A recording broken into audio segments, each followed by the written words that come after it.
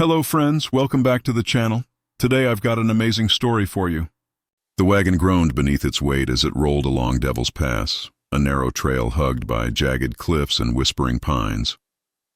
The sun was dipping behind the western ridges, throwing long shadows across the rocky path. Eliza Carver, just 16, sat near the back, her freckled face turned to the wind, auburn hair tangled and wild. Her family had left Missouri weeks ago, seeking land and hope beyond the horizon. But Eliza wasn't chasing dreams. She was chasing silence, running from the memory of a house fire that stole more than her home. That silence shattered with the crack of a rifle. Screams followed. Horses reared. Chaos bloomed like wildfire. Bandits, they came from the trees. Faces smeared in soot, clothes torn, eyes wild with hunger. No words, just violence. Eliza's father lunged for his rifle, but fell before he touched it. Her mother's scream was the last thing she heard before the world became a blur of smoke and shouts. Strong hands grabbed Eliza by the arm, dragging her from the wagon. She kicked and screamed, nails clawing at dust and boots. One bandit laughed. "We got ourselves a little redbird." They tied her hands, threw her onto a stolen horse, and rode into the twilight. The trail behind them vanished with the sun. Her heart pounded raw and breathless as the weight of it sank in. Her family was gone. Her world had burned again. As night fell over the wilderness, Eliza listened to the grunts of men and the snapping of fire. Her wrists ached, her throat burned, and deep within the trees, she swore she saw a movement, a flicker of feathers, a glint of dark eyes. Something was watching, something that wasn't one of them. The fire crackled low, casting jagged shadows across the clearing. The bandits lounged around it, chewing dried meat and passing a dented flask, their voices slurred with drink and arrogance. Eliza sat a few feet away, her wrist bound, her back pressed to a tree. The ropes bit into her skin, but she didn't flinch.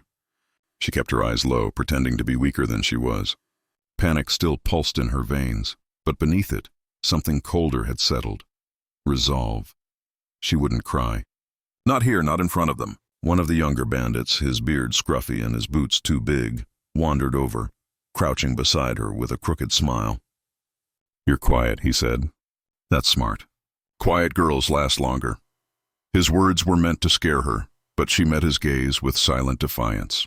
Another bandit called him off with a grunt, and he spat near her feet before walking away. Eliza exhaled slowly. She had to survive the night.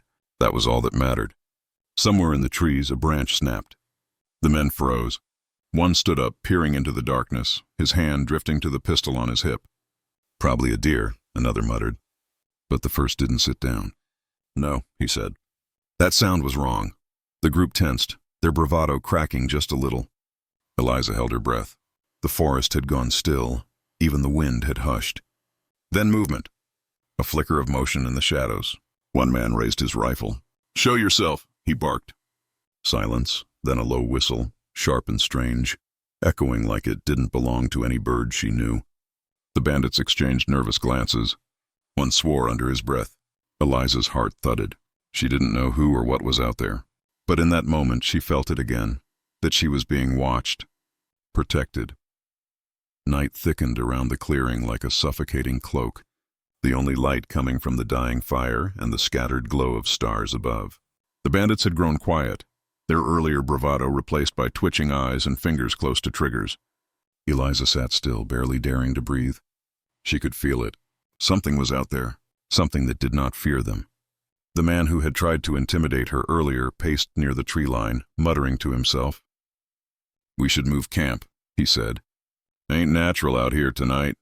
The leader, a broad man with a scar cutting through his brow, dismissed him. "We move when I say. Now shut it." But even he scanned the woods with weary eyes. Then it came again. That whistle, soft, controlled, deliberate. It echoed from the left, then from the right, like the forest itself was speaking. The leader drew his weapon, gesturing to two men. "Check it out." They moved reluctantly, rifles raised, vanishing into the underbrush. Minutes passed. No sounds, no sign of them, just silence. Then a scream, not loud, not long, just sharp and final. One of the men bolted back into the firelight. Blood on his shirt, eyes wide with terror. "They're here," he gasped. "They—" An arrow struck him in the chest, cutting his words short. He collapsed without a sound. Chaos erupted. Gunfire cracked into the woods, blind and panicked. Eliza ducked, the ropes biting into her wrists as bullets tore through leaves and bark. Figures moved between trees, fast, silent, unseen. One by one, the bandits fell, caught in a trap they never saw coming. Eliza pressed her back harder against the tree, heart pounding. Then she saw him. One figure, still and tall, stepping into the firelight. Painted face, braided hair, eyes sharp as obsidian. Apache. For a heartbeat, time stood still. The Apache warrior stood just beyond the flickering fire, unmoving, his face a canvas of ochre and ash. He wore no fear, no rage, only focus, like the silence before a storm. Around him, the last of the bandits scrambled, firing wild shots into the shadows, but it was useless. The forest had turned against them. Figures darted between the trees. More warriors, each moving with the deadly grace of wolves in tall grass. Eliza couldn't look away from the first man, his eyes locked on hers, unblinking. In that moment, something passed between them. Not words, not comfort, but recognition. Then the warrior moved, swift, efficient. He crossed the space in seconds, his knife flashing in the firelight. The man who'd threatened Eliza lunged at him, gun raised, but the Apache's blade found flesh before the trigger could be pulled. The bandit dropped, lifeless. Another tried to flee, but fell with an arrow to the back. And then it was over. The clearing went still, save for the crackle of fire and the moans of the dying. Eliza sat frozen, her hands still bound, chest heaving. Her mind couldn't catch up. Blood stained the dirt. Smoke curled upward in thin wisps. The Apache warrior approached slowly. He crouched beside her, his face unreadable. She flinched as he reached for her, but he didn't harm her. Instead, he pulled a small knife from his belt and cut the ropes around her wrists. Her hands fell free. The pain of blood returning to her fingers made her wince, but she didn't cry out. The warrior said nothing. He simply stood, then looked toward the trees. More Apache stepped forward, young, old, all silent. The warrior nodded once. Then in perfect English he said, "You're safe now." Eliza blinked. Safe? What did that even mean anymore? Eliza stood slowly, her legs trembling beneath her like the limbs of a newborn foal. The fire behind her crackled low, casting long shadows over the bodies strewn across the clearing. The bandits, men who had stolen her family, her peace, her freedom, lay still in the dirt. She stared at them, not with grief, but with the cold emptiness of someone who had survived one horror, only to enter another. The Apache warrior watched her, saying nothing. His presence was steady, not comforting, but grounding, like a tree rooted deep into the earth. Around them, the other warriors moved with silent purpose. They collected arrows, checked the fallen, and spoke in a language Eliza didn't understand. Sharp, rhythmic, powerful. A few glanced at her with curiosity, some with caution, none with malice. She was the outsider now. The warrior who had freed her motioned for her to follow. She hesitated, looking back at the path they had come from, where her family's wagon might still smolder in the distance. But there was nothing left for her there, just ashes and ghosts. She nodded and stepped forward. They moved quietly through the forest, avoiding trails, blending with the land. The warrior walked ahead of her, always alert, always scanning. His movements were practiced, natural. He belonged here. Eliza did not. Every twig that cracked beneath her boots felt like a shout. Every breath she took felt like a question. After hours of walking, they stopped at a ridge that overlooked the valley. The moon cast silver light across the trees, and in the distance she could see smoke curling into the sky, the last breath of the bandits' ruined camp. The warrior spoke without turning. "You can't go back." Eliza stared at the smoke, then at the stars. "I know," she whispered. "I wouldn't survive it." The journey through the forest stretched long into the next day. Eliza's feet ached with every step, her body bruised and weary, but she did not complain. She had learned that words were precious among these people. The Apache walked with the silence of hunters, speaking only when necessary. Their communication a blend of gestures, eye glances, and instinct. The warrior who had freed her, she still didn't know his name, glanced back often, not out of concern, but to make sure she kept up. She did. The trail grew rougher, winding through canyons of red stone and thorny brush. At times Eliza had to climb or crawl. Still she followed without question. She had nothing to return to. As the sun dipped low, they reached a high plateau where the land opened into a hidden basin.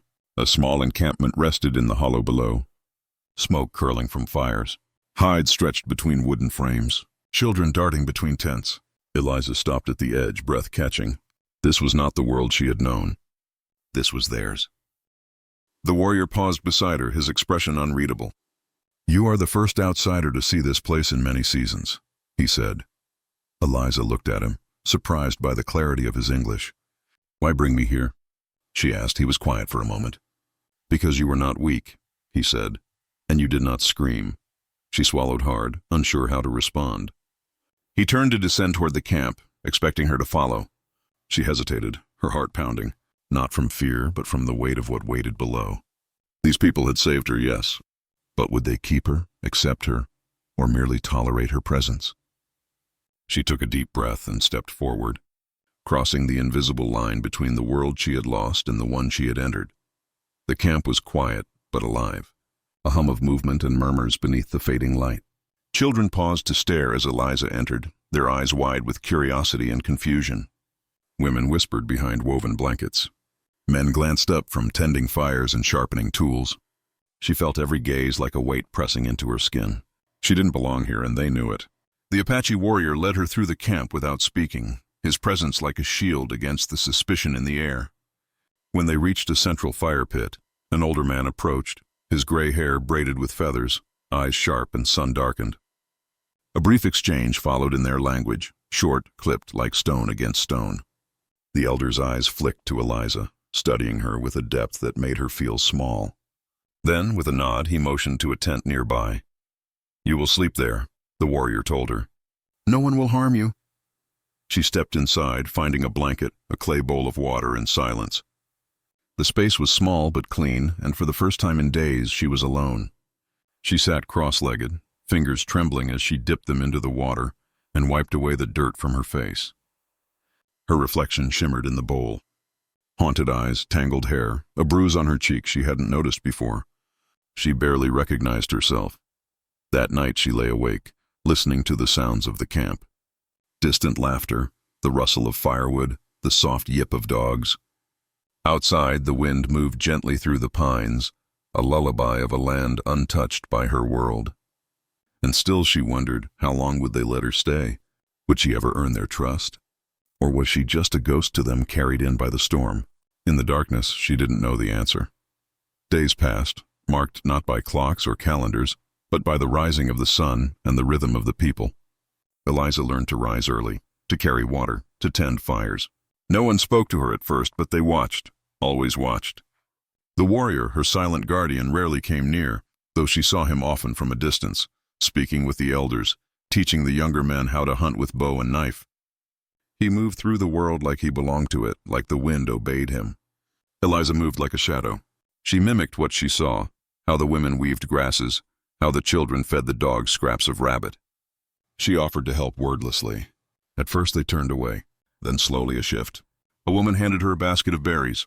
A child gave her a carved stone for no reason at all. A man nodded when she passed. It wasn't acceptance, not yet, but it was something. One evening, as the sky blushed with sunset, she sat near the central fire cleaning roots. The warrior approached and sat beside her without a word. She tensed, unsure what to say. Then he broke the silence. "Your name? What does it mean?" She looked at him, surprised. "Eliza, I don't know. It was just what my mother called me." He nodded, thoughtful. "Here, names mean something. They are earned." She waited, unsure if he was warning her or teaching her. "Mine is Taza," he said. "It means warrior born in the storm." She tasted the name silently. Taza. He stood to leave, but paused. "The people are watching. Not to judge, to understand. If you are true, they will see it." She nodded, a lump rising in her throat. She wasn't sure if she belonged, but she wanted to try. The morning broke with tension in the air. A scout returned breathless to the camp, speaking in rushed Apache, his words sharp and clipped. Taza stood beside the elders, listening intently. Eliza couldn't understand what was said, but she caught the shift, the change in posture, the way warriors began gathering weapons. Something was coming. She found herself stepping closer to the group, hesitant. Taza turned to her, his expression unreadable. "A band of men rides from the east. Soldiers or settlers? We do not know yet." Her heart skipped. Soldiers? Could they be looking for her? Could they help her get home? But the look in Taza's eyes told her this was no rescue. "Will there be a fight?" she asked. He didn't answer directly. We prepare. That is all. The camp moved quickly. Children were sent deeper into the forest. Women packed bundles of supplies.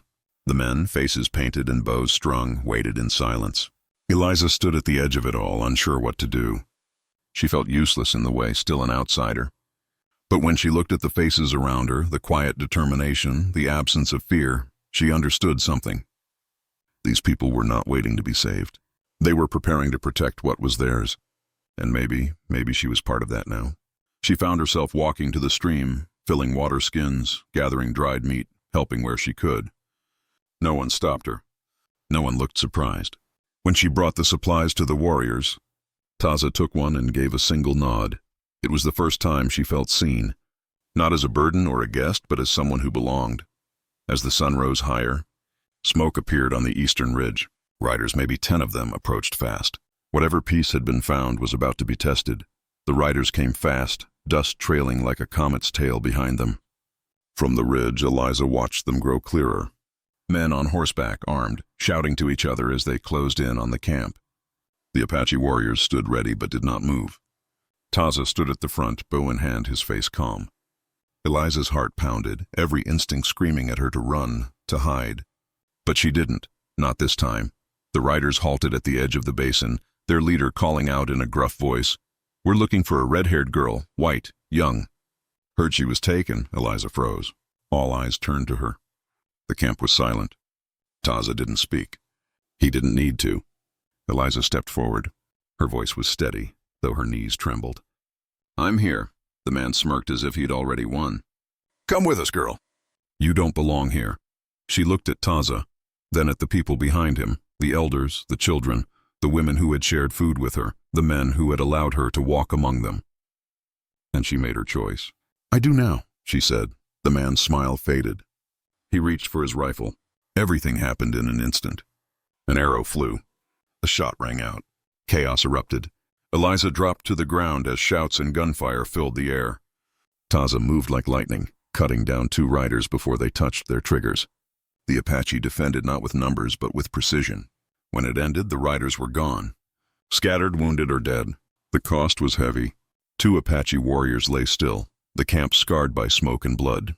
But they had won. As night fell, Eliza sat by the fire, Taza beside her. He handed her a carved stone shaped like a hawk. "Your name now," he said, "is fire that stays." And she understood. She was home. If you enjoyed this story, don't forget to like, subscribe, and hit that notification bell.